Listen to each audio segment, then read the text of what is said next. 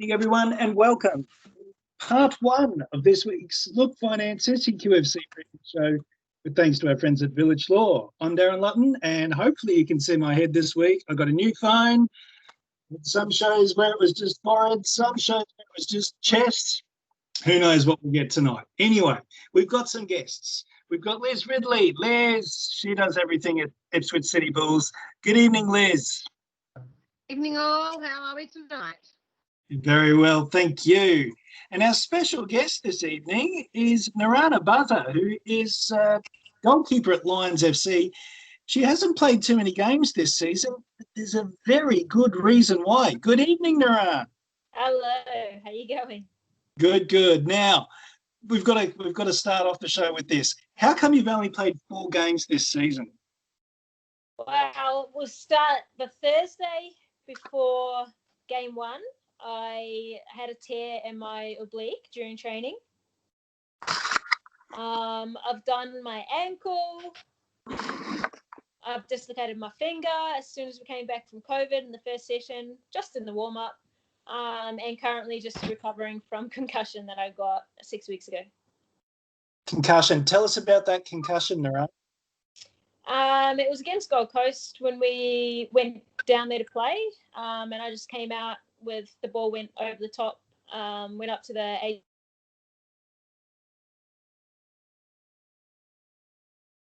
And I think I got, by the looks of things from the video, I got a shoulder and then my head hit the ground.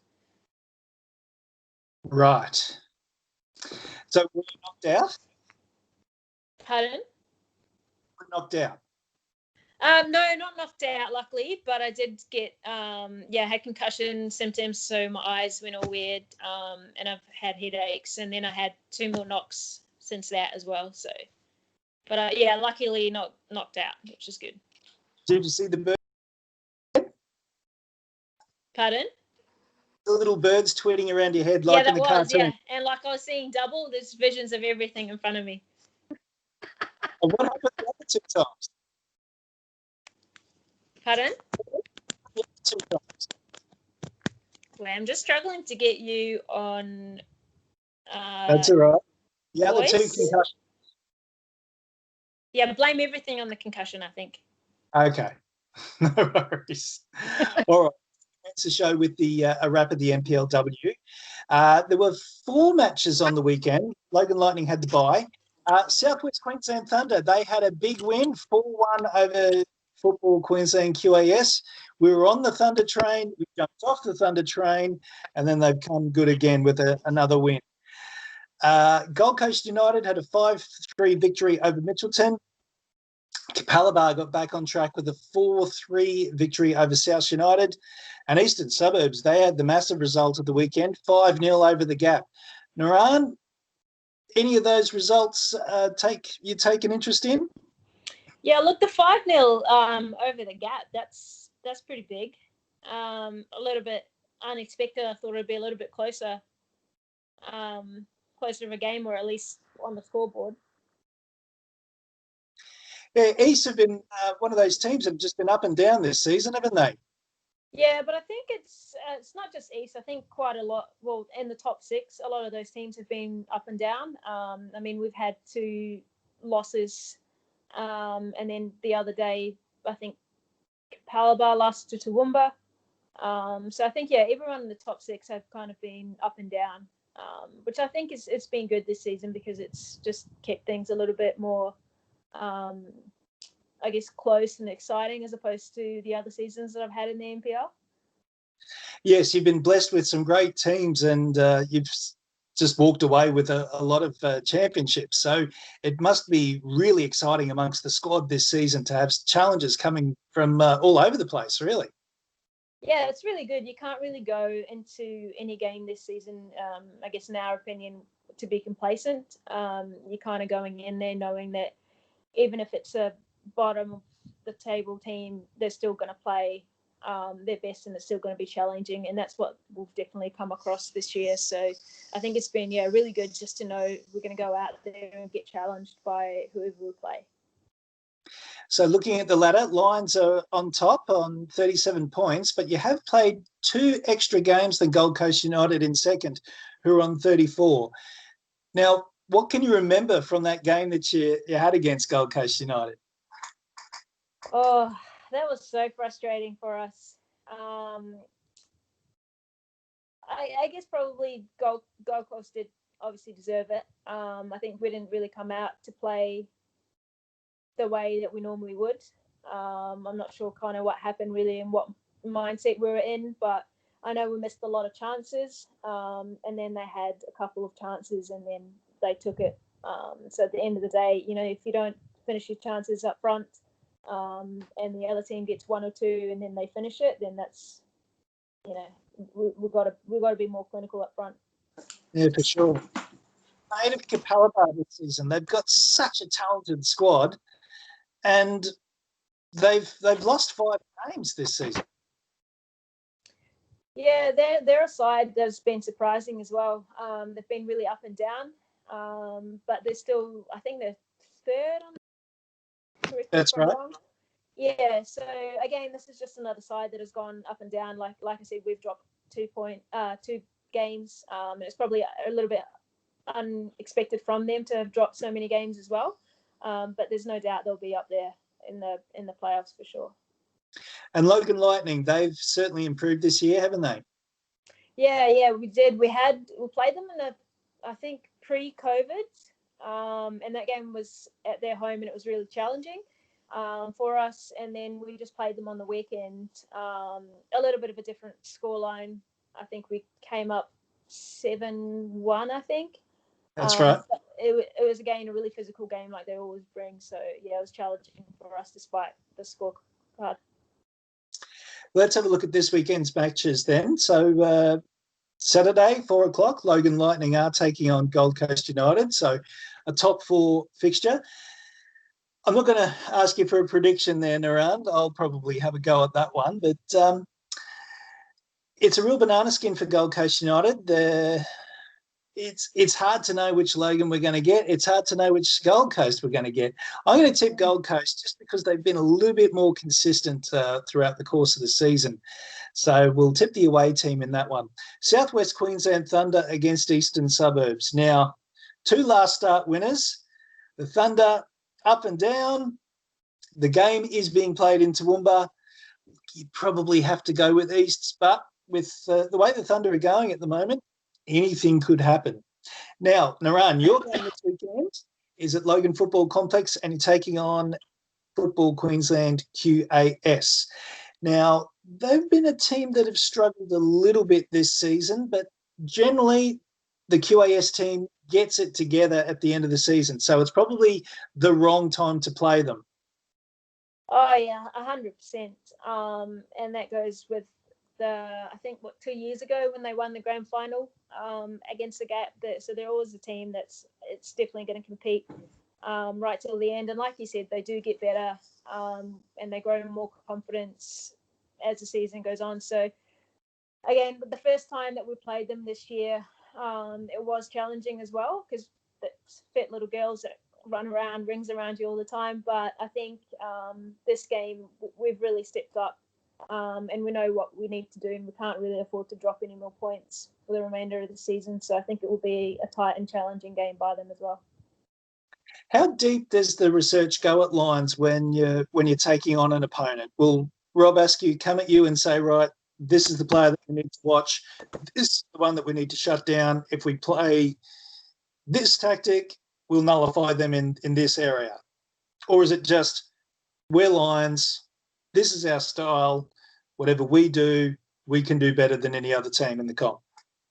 Yeah, I think it's a bit of both. I think it's always really good to touch on the strength and weaknesses of your opposition that you're playing, just to get a little bit of an upper hand on it. But again, this season, and with Rob, in every game that we've played, we go in there with, this is how we want to play.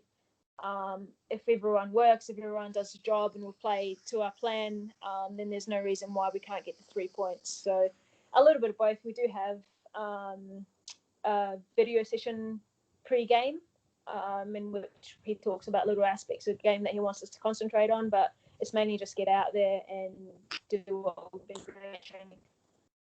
Okay. Moreton Bay United had the bye. You told us pre-game that they actually tried to forfeit their game against you on the weekend, but you're looking to get that game rescheduled. Capalaba are hosting Mitchelton. You'd think that Capalaba will win that one, but I am going to put you on the spot for one game, Noran, and that's for your old club, The Gap, who are hosting South United. Now, these two clubs have had some fantastic ding-dong battles in prior years. How do you see this one going? Yeah, look, I don't want to take sides, but I think I would have to go with The Gap on this one.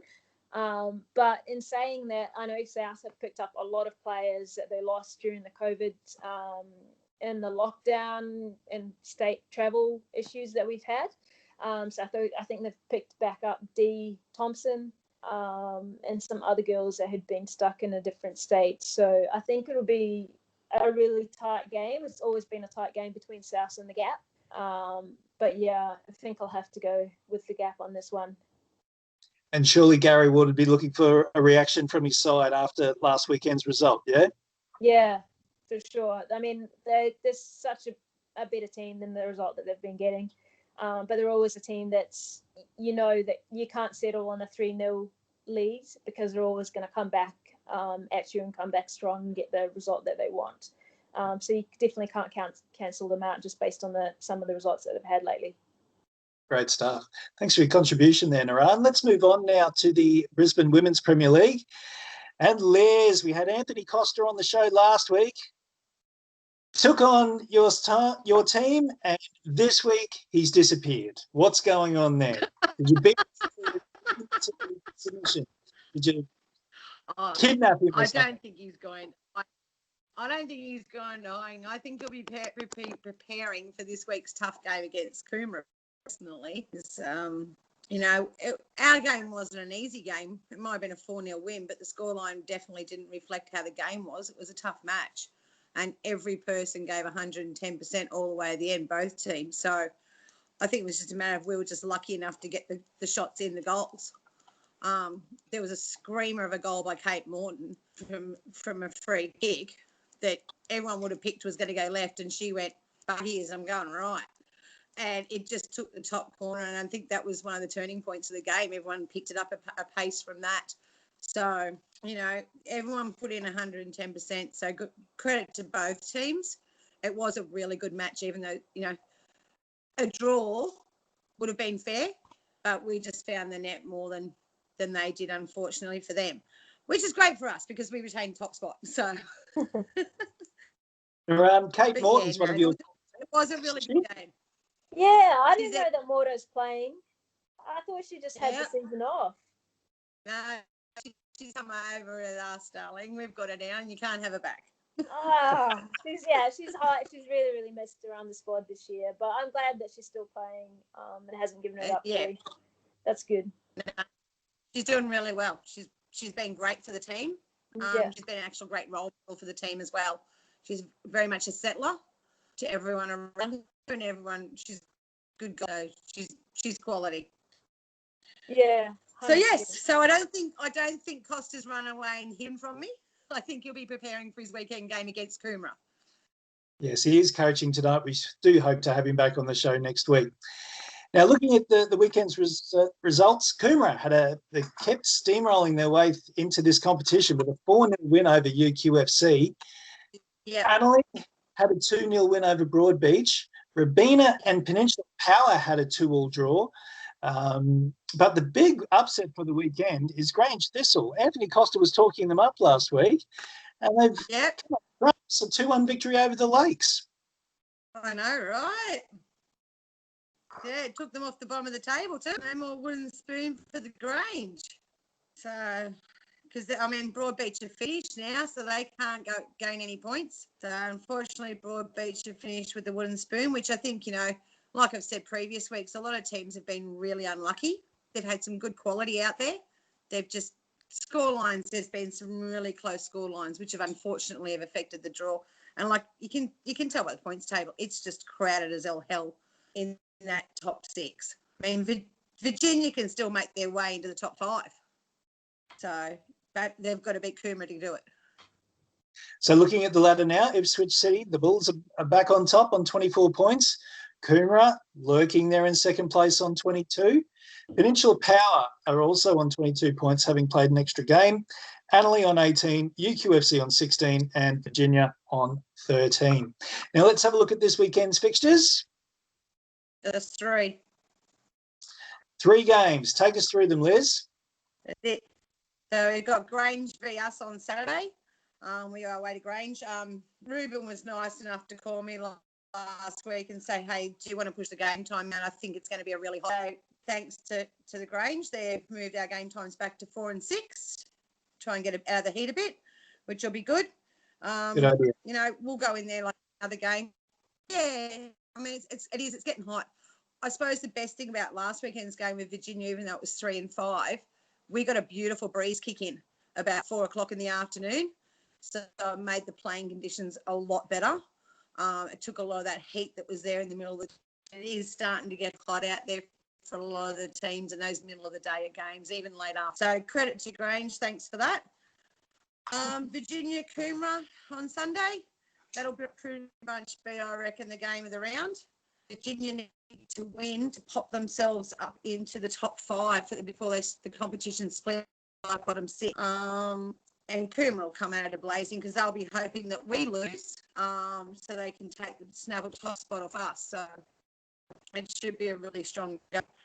And then our final game is AC versus Robina. So, you know, Robina just sitting, 5, 6, 7th place. Can't unfortunately make that. It should be still a good game for them because they'll work out where positioning is going to end up for that bottom 6 split. So it's going to be top 5 and then bottom 6. Is that right? Yeah, apparently. Yep. All right.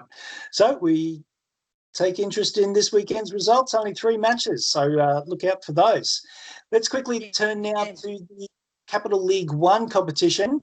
And we've got a new leader on top of the table. I'll just quickly run through the results. Brisbane City and Albany Creek had a 2-2 draw. Southside Eagles had a 6-4 victory over Ipswich Knights, a 10-goal thriller. Taringa had a 9-goal thriller, 9-0 over North Star. Kangaroo Point Rovers with Karen Longbottom, who was on the show last week, a 2-0 victory over North Brisbane. Now, North Brisbane were top of the table, remember. Olympic had a 3-0 victory over Caboolture. And Toowong had a 1-0 victory over Pine Hills. So some big results there, which means as we turn to the ladder, Olympic are now on top on 22 points. Wow. North Brisbane are on 20, along with Kangaroo Point Rovers. Taringa are on 4th on 19, along with Pine Hills and Albany Creek, and Toowong in 7th, 18 points. Just 4 points off. This is the closest competition out of everything that's going on at the moment. It's fantastic. And Noran, your old teammate Liz Doherty, Yeah. guns at Olympic. Yeah, and Kim Abbott, they've both gone. Yeah, again, it's just the same as Mordo. It's just really good that they're staying in the game. I know they're going to give a lot of knowledge and experience to the younger girls coming through. So I think, yeah, it's fantastic that they're still in the game and they've just gone down to play, I guess, for fun, but not for fun in their mind. So it's good. Well, you know, with Liz Doherty, she's playing where her heart is, isn't she? Yeah, she's always been an Olympic player. I mean, I guess we were really lucky to have her at the Gap for that one season when Olympic unfortunately weren't in the league. She provided, again, like I said, a lot of experience and helped out a lot of the young girls at the Gap. But, yeah, her heart will always be in the red and white. Yeah, red in her blood, definitely. Yeah. All right, there are a few catch-up games this weekend. They're not immediately readily available to me at the moment, so please excuse me. Check out your local club's Facebook page for upcoming fixtures this weekend, but we will run through them next week. All right, I think this might be a short show this week. Liz? Yay! Yes and no. All right. Done with early in the week as well. Definitely. And Noran, I just want to ask you about Rob Askew. I know that he's a little bit camera shy, so it's why I asked you to be on the show tonight rather than him. Tell me about him as a coach. What makes him so good? Oh, that's hard. And hard in the way that there's so much good about him. He's very, very knowledgeable in the game and what he does. He spends numerous amount of time looking at footage, looking at our footage and how we played and where we might have gone wrong, looking at our strengths, our weaknesses, as well as individual players and how they can get them to perform as well. He's just, he's by far the best coach that I've ever played under. Gets the best out of the juniors. The best thing, I guess, that he's bringing into the Lions as well is that development through the junior girls from 13s onwards to NPL. And that's stuff that we've seen. I think we've got about 5 girls that graduated from last year's under 18 side into our NPL side. And they're starting players now and they've just graduated this season. So I think Rob does a really good job at nurturing those younger girls and giving them the exposure and the experience to come to senior level. You were, of course, with him at the Gap, and then you've seen him do his work at Lions now. Have you noticed any changes to how he operates? Yeah, a little bit. I think he needed the change to leave from the Gap. And I think with this new club at Lions, he's got a little bit more pressure on him to perform and to create kind of the similar legacy that he created at the Gap. So in some ways, he has changed a little bit, but he's still Rob. He's still getting the results, and he's just still there to do the job and get the club trophies, hopefully. What about yourself? You were keeper coach at Lions last year, weren't you? Yeah, yep. Are you doing any coaching this year? No, I just needed some time off from, I think, 2018. So but I didn't quite want to leave the game. The Lions, I wasn't able to sign for them last year as a goalkeeper because I'm an international player and they already had 3 on the books. So a way to fit me in and to keep me around the girls was just to be a keeper coach. So I did that, and it was really, really enjoyable. It's really good now that one of the girls, Isabel Shuttleworth, that I coached last year, is actually in our senior side, and she's been performing, obviously, because I've been out. And she's been tremendous for us this year. Probably one of our star players that have come through. So it's great to see what she was like from, I guess, last year and how she stepped up an extra level with Braden Hoffman obviously coaching us as well. So she's done really well. In what ways do you think she's improved as a player? She's gotten a lot more confidence. And obviously that comes with games, and she's been lucky enough to be able to get a lot of games. She's been challenged now by constantly training in our senior side. So she's training with the top players 3 times a week. And I know she's done a lot of extra work outside of training as well. She's super fit. But yeah, I think biggest thing for her is actually self-belief in knowing that she can step up to the senior team and perform. For sure. All right, Noran, and you said you've only played 4 weeks this season. How far away are you from being able to play again? Look, I don't know. We'll just see. I'm waiting to hear back from the club to see if I'm going to go and see a sports doctor. Once I get all clearance in regards to the concussion, then hopefully I can get in. But there's only 5 league games to go and then playoffs, so I don't really know what the coaching staff are thinking. So I don't know. Fingers crossed I can back out there for 2020. Sure. Does FQ have concussion protocol, or is it Lions that have the measures in place? Yeah, it's FQ, so it's just the FIFA concussion rules. I think there's 6 levels that you have to pass.